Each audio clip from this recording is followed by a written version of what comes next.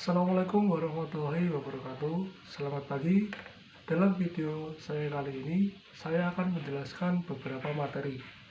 Materi yang pertama yaitu tentang hakikat belajar dan pembelajaran. Kemudian materi yang kedua yaitu tentang teori behaviorisme. Terus materi yang ketiga yaitu tentang teori belajar kognitivisme. Materi yang keempat tentang teori belajar konstruktivisme.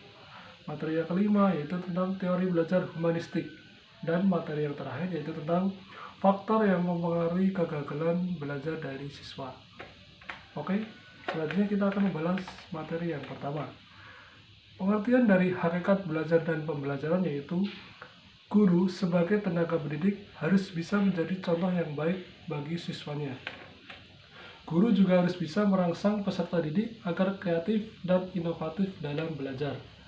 Guru juga harus memberikan contoh cara pengorganisasian pembelajaran yang baik dan efisien itu seperti apa. Pelayanan kepada siswa yang baik adalah kunci menjadi guru yang profesional.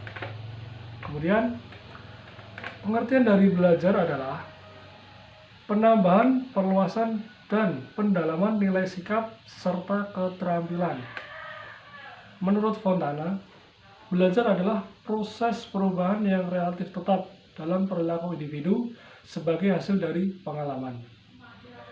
Kemudian, pengertian dari pembelajaran adalah kegiatan yang dilakukan untuk memfasilitasi dan meningkatkan intensitas kualitas pada peserta didik.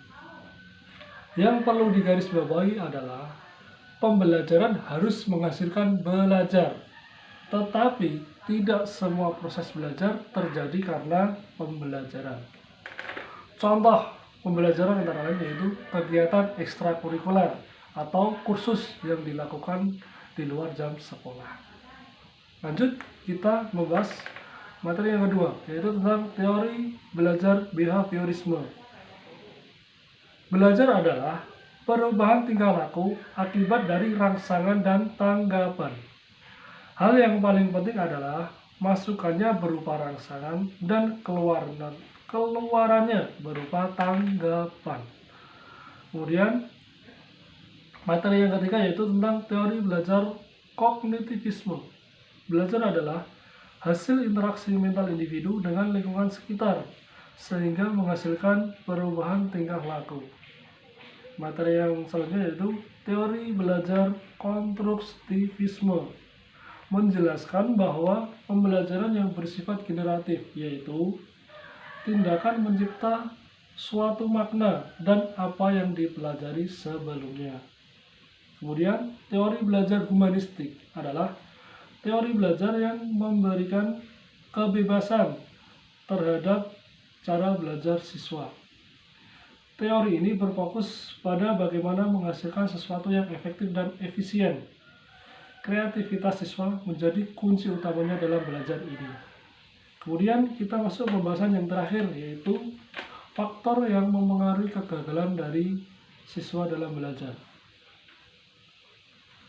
Adalah tingkat motivasi dari siswa itu sendiri. Karena bagaimanapun kunci dalam melakukan sesuatu adalah bersumber dari diri sendiri. Jadi, jika motivasi saja sudah tidak ada, maka tidak akan mampu meraih kesuksesan ataupun keberhasilan.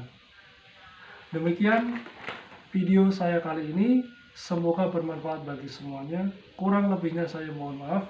Akhir kata, wassalamualaikum warahmatullahi wabarakatuh.